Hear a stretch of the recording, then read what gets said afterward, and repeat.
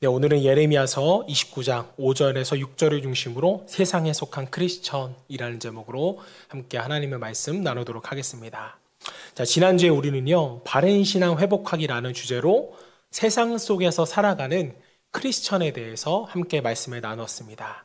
자, 지금은 우리가 살아가는 이 시대는요, 후기 기독교 사회, 즉 기독교의 전성기가 지나가고 아무도 기독교를 인정하지 않으려고 하는 그 시대 가운데 우리가 변두리로서 살아간다고 말씀을 드렸습니다.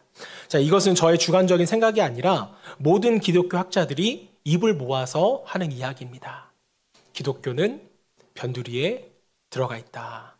자, 그리고 이러한 시기는요, 구약의 바벨론 포로기와 우리가 함께 생각해 볼 수 있는데, 자, 이스라엘 백성들은 바벨론의 포로로 끌려간 상태에서도 아직도 자신들이 중심인 것처럼 생각을 하고 있는 것입니다.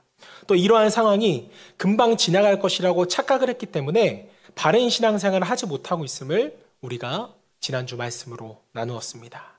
자, 그래서 이 시대에 대한 회복의 방법으로 제가 여러분들께 거룩한 우울감을 좀 가지라고 말씀을 드렸습니다.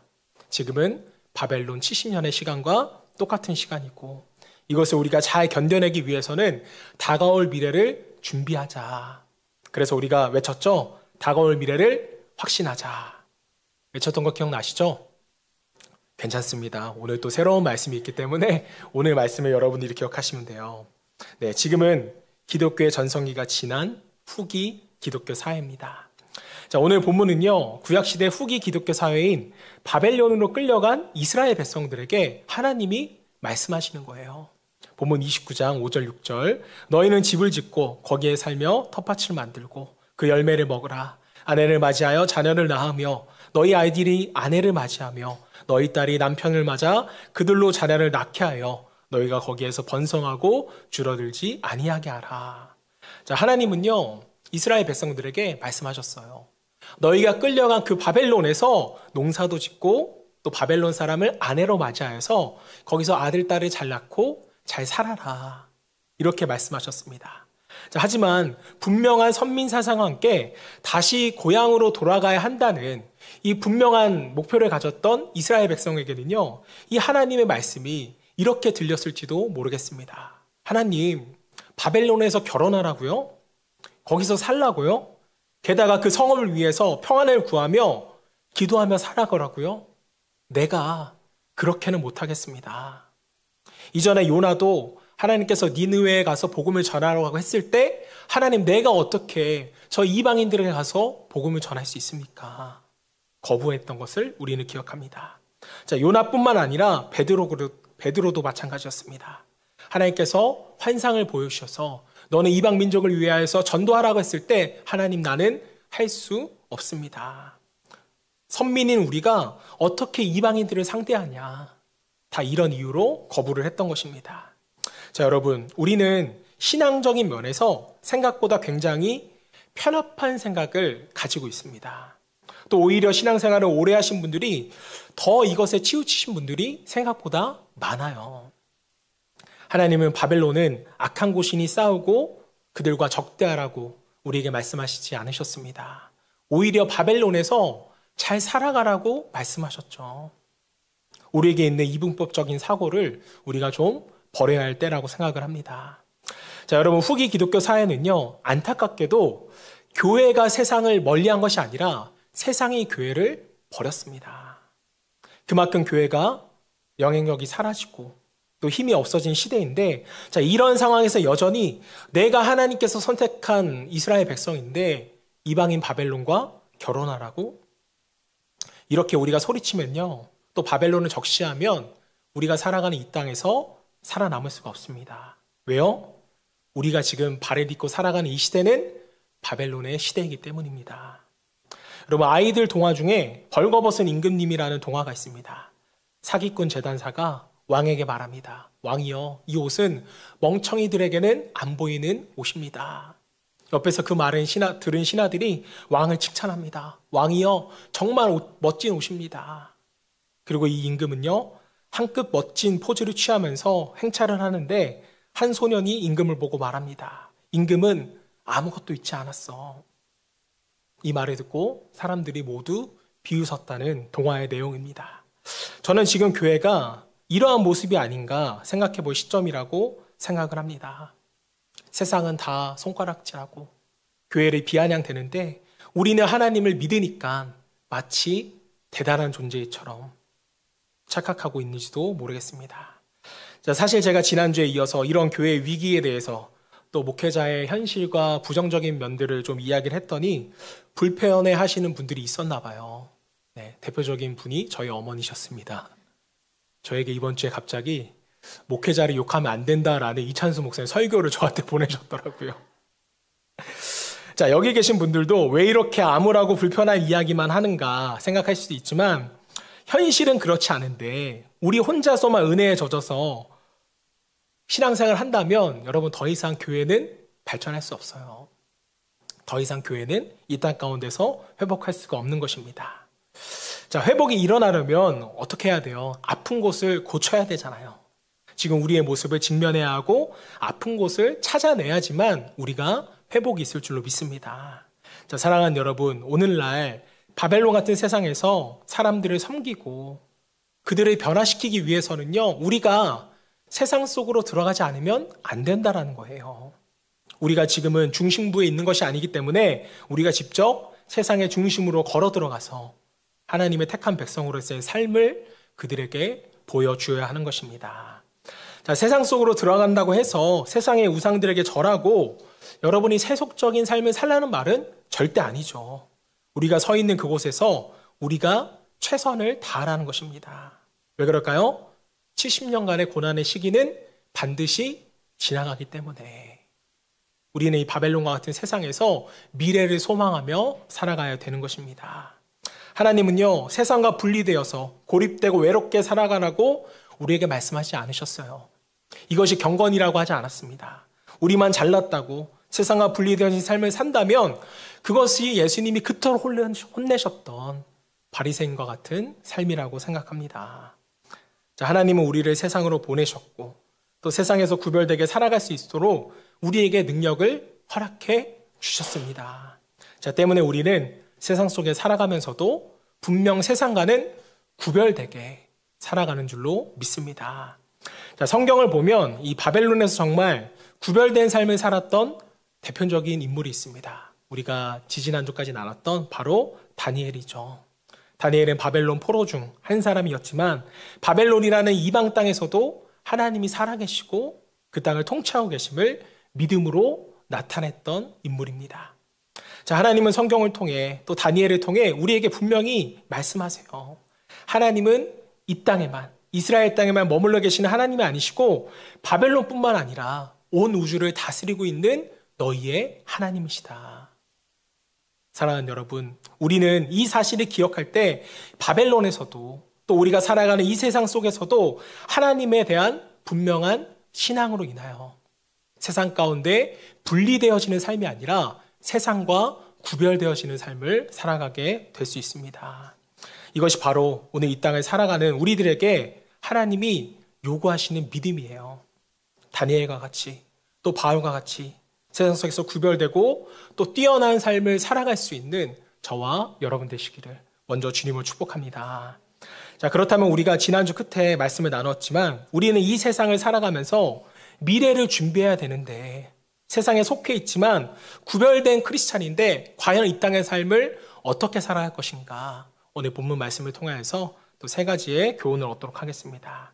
자, 그 첫 번째는요, 우리가 세상을 위해 기도하라입니다. 자, 예레미야 29장 7절, 12절 말씀을 좀 보겠습니다. 너희는 내가 사로잡혀 가게 한 그 성읍의 평안을 구하고 그를 위하여 여호와께 기도하라. 이는 그 성읍이 평안함으로 너희도 평안할 것입니다. 이어서 12절, 13절 너희가 내게 부르시며 내게 와서 기도하면 내가 너희들의 기도를 들을 것이요. 13절 너희가 온 마음으로 나를 구하면 나를 찾을 것이요 나를 만나리라. 자, 하나님은 포로로 끌려간 이스라엘 백성들에게 바벨론의 평안을 위하여서 너희가 기도하면 너희도 평안할 것이고 그 기도를 들어주시겠다고 약속을 하셨습니다. 자, 그런데 이게 또 아까와 같은 이유로 이스라엘 백성들은 이해가 가지 않는 거예요. 우리는 하나님의 선민인데 우리가 이스라엘인데 자, 여러분 믿음이 좋으신 분들 중에도 의외로 이분법적인 신앙생활 하는 분들이 많이 있어요. 혹 이분법적인 생각이 있다면 여러분들도 버릴 수 있기를 바랍니다. 자, 세상은 악하고 교회는 선하기 때문에 세상은 망해야 된다, 이렇게 생각하시는 분들이 있는데 아닙니다. 세상도 누가 창조하셨어요? 하나님이 창조하셨어요. 온 우주를 하나님이 창조하시고 통치하고 계십니다. 자, 오늘 본문의 바벨론도 역시 세상을 대표하는 상징인데, 자, 하나님이 바벨론에서도 뭐 하세요? 역사하시잖아요. 그것 또한 하나님의 땅이고 바벨론도 분명 하나님의 영역입니다. 자, 이스라엘 백성들은 계속해서 이걸 나눠서 생각하는 거예요. 바벨론은 세상, 우리는 하나님의 거룩한 백성. 자, 그러니까 계속적으로 어떡합니까? 바벨론 생활에서도 적응을 못하고 그들을 멀리하기 때문에 계속 이들이 변두리로 밀려나게 되는 것이죠. 자, 여러분 때문에 제가 여러분께 중요한 권면을 하나 드리겠습니다. 여러분, 우리가 교회에 온다고 교회 일을 해야 한다고 해서 자꾸 세상 일을 뒷전으로 미루는 그러한 경우는 절대로 있어서는 안 됩니다. 여러분들이 가정에, 일터에 교회 때문에 소홀히 하시면 안 된다는 거예요. 특히 여기 있는 대부분의 분들은요, 다 열심도 있고 신앙도 훌륭하시고 또 외모도 출중하신 분들만 있는데, 자, 이 신앙 때문에 또 열심 때문에 교회 이외의 것들은 여러분들이 소홀히 할 가능성이 굉장히 높으세요. 특히 여기 계신 분들은. 자, 몇몇 목회자들은 세상 일보다 교회에 헌신해야 된다, 교회 봉사를 최우선으로 할 수 있다 라고 말할 수 있지만 적어도 우리 빗소교회는 그렇게 말씀드리지 않겠습니다. 예배 때문에, 봉사 때문에, 사역 때문에 세상의 일터, 남편, 또 자녀, 이 생계를 뒤로 미루는 것이 있다면 여러분 반드시 그만두셔야 합니다. 누군가 다 미루고 교회에 올인해라 이렇게 말한다면 여러분 이건 분명 건강한 신앙이 아니에요. 세상 것은 다 미루고 교회에 올인하십시오. 가족도 필요 없습니다. 이렇게 말하는 데가 어디예요? 신천지잖아요. 우리는 신천지가 아닙니다. 바벨론, 즉 세상의 사람들도 여러분 이런 거를 인정해 주지 않아요.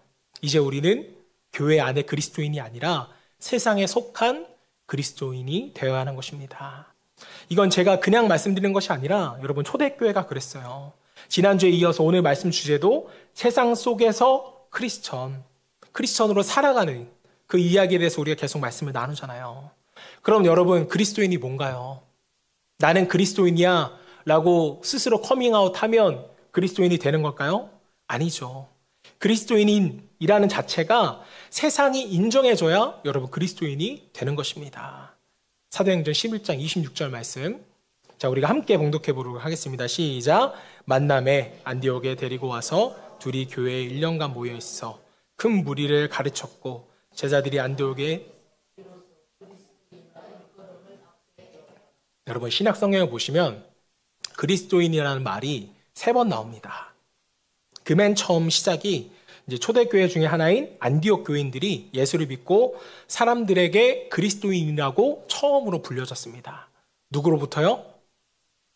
신약에서 대표하는 이 로마가 지배하는 소아시아의 이방인들로부터 처음으로 저들은 그리스도인이야, 이런 소리를 듣게 된 것입니다. 우리가 먼저 야 나는 그리스도인이야 이렇게 말한 것이 아니었다는 거예요. 그들이 먼저 저들은 그리스도인이야. 이들이 세상 속에서 그리스도인이라고 불리게 된 이유를 살펴보면 그들의 말, 그들의 행동, 그들의 활동 전부가 누구를 닮았기 때문이었어요? 그리스도를 닮았기 때문이었습니다. 즉 예수님이 말씀하신 대로 살았기 때문에 그들이 그리스도인이라고 불렸고 세상 사람들에게 정말 그리스도인들은 우리와 다르구나 라고 인정을 받았습니다. 자, 사랑하는 여러분, 우리는 초대교회 안디옥 교회 사람들처럼 느낄 수 있어야 돼요.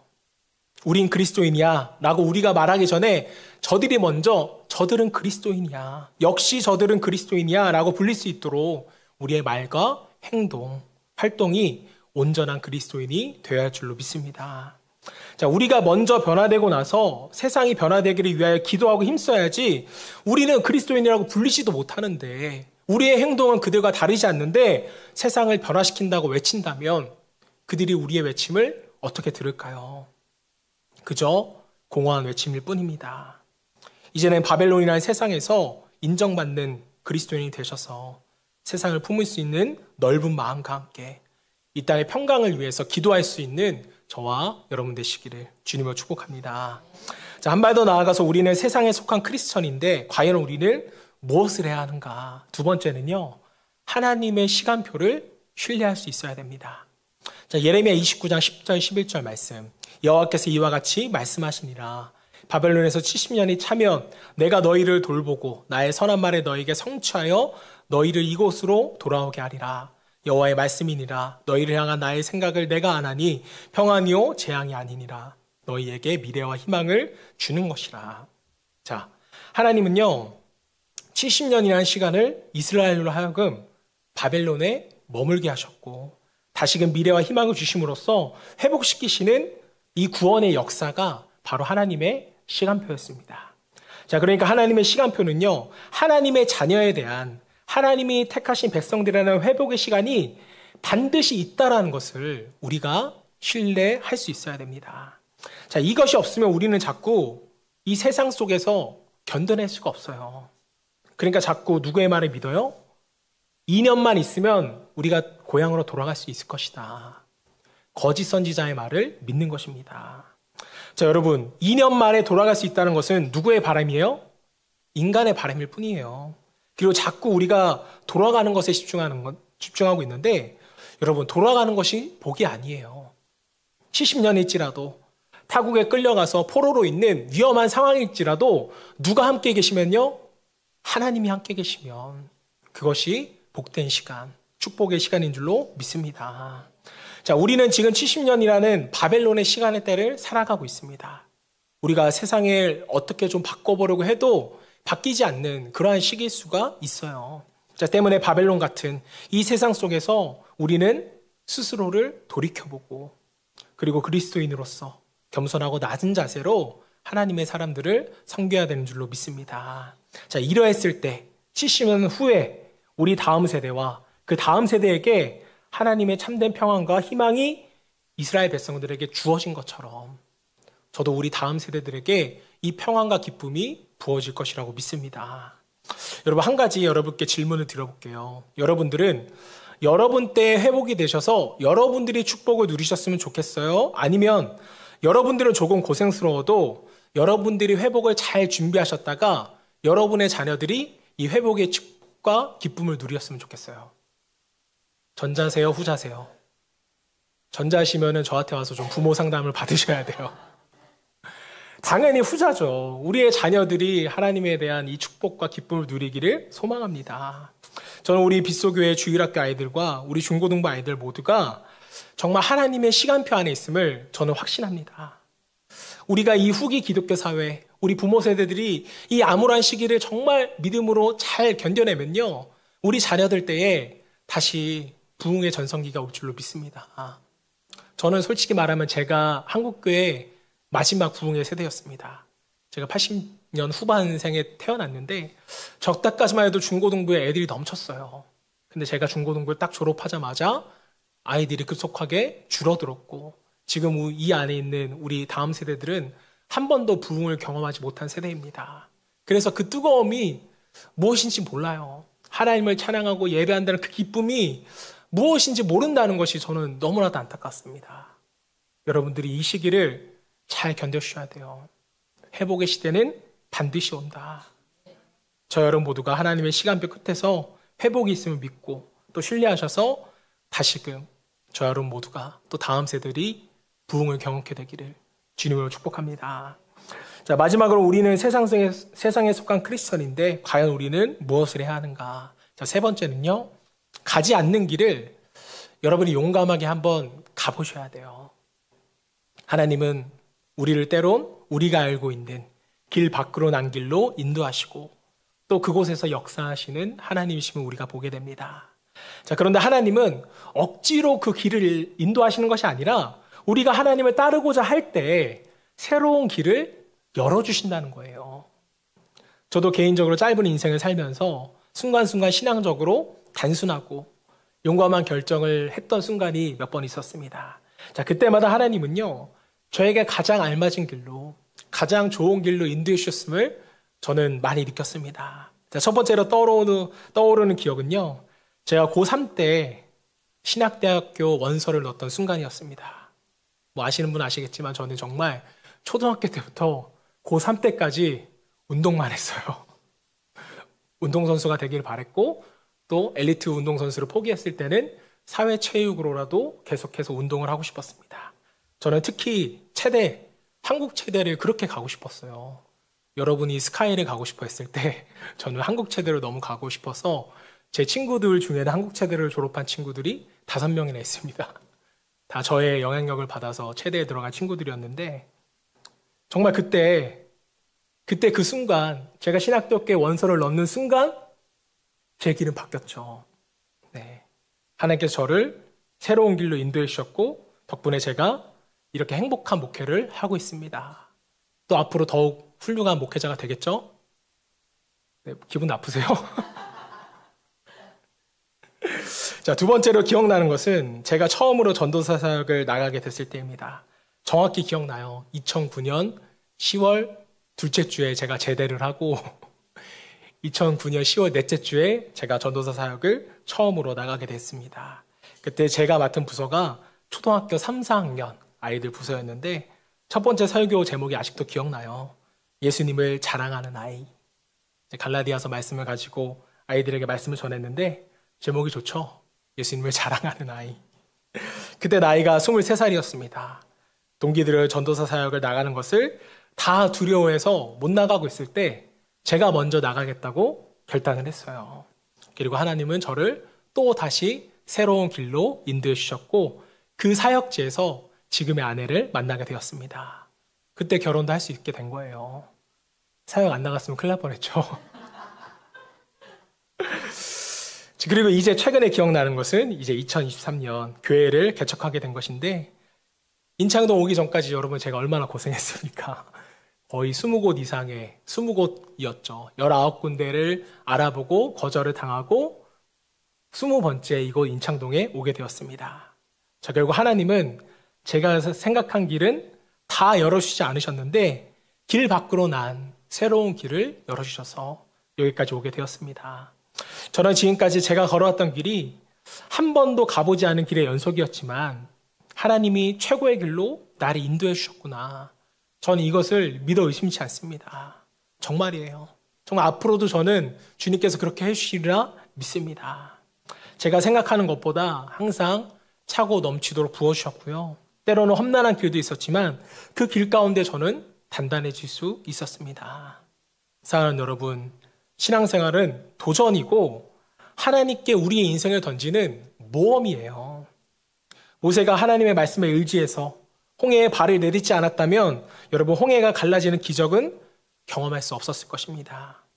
베드로가 예수님의 말씀에 의지해서 배 밖으로 발을 내딛지 않았다면 베드로는 물 위를 걸어보지 못했을 거예요.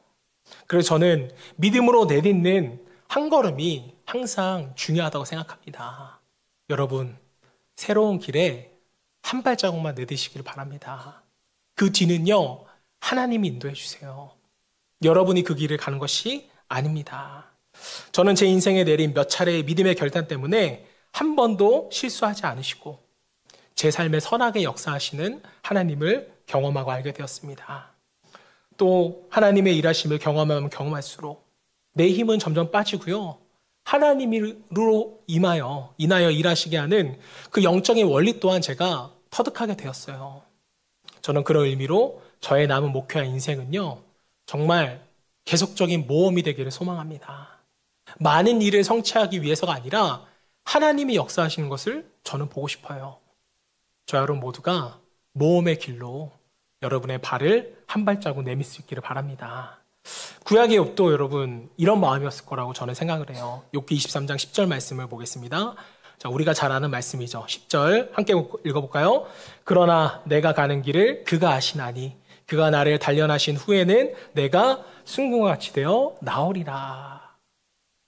우리가 처음 걷는 길일지라도 하나님은 다 아시고 우리가 그 길을 통하여서 순금같이 될 수 있도록 최고의 길로 인도해 주신다는 그런 의미로 저는 이 말씀을 받았습니다. 저뿐만 아니라 오늘 말씀을 듣는 사랑하는 성도님들 또한 길 밖으로 나 있는 또 다른 길을 만드셔서 우리를 가장 좋은 길로 인도하시는 하나님을 통하여서 새로운 축복을 받을 수 있는 모험가인 동시에 하나님의 자녀 될 수 있기를 주님으로 축복합니다. 여러분, 저는 요즘 TV에 보면 TV 스포츠 스타들이 많이 나오는 것을 보게 됐는데 저는 그 중에서도 이 남자 펜싱 선수팀들을 굉장히 좋아합니다. 그분들이 뭐 재밌고 실력도 좋긴 하지만 이분들이 화이팅이 굉장히 좋아요. 그래서 그분들의 어록을 하나 살펴보면 의심하지 마 이것이 있습니다. 이제 대한민국의 펜싱 선수들이 실력도 최고고 훈련량도 정말 많은데 시합을 하다 보면 질 것 같다는 이런 의심이 들 때가 있대요. 그때 뒤에서 동료들이 그 모습을 보고 외쳐준다는 거예요. 의심하지 마. 의심하지 마. 그럼 다시 내가 지나왔던 훈련의 순간과 나의 실력을 믿고 다시금 시합에 임한다고 합니다. 저는 우리 빗소교회 성도님들이 서로가 맞이하는 위기의 순간에 외쳐주셨으면 좋겠어요. 의심하지 마세요. 지사님, 의심하지 마. 저는 특별히 여러분이 숭공같이 되리라는 것을 의심하지 않았으면 좋겠고요. 욥기 23장 13절 말씀을 보면 마치 우리에게 숭공같이 될 것을 의심하지 마라고 말하는 권면과도 같은 말씀이 나오는데 제가 읽어드리도록 하겠습니다. 13절 14절 말씀.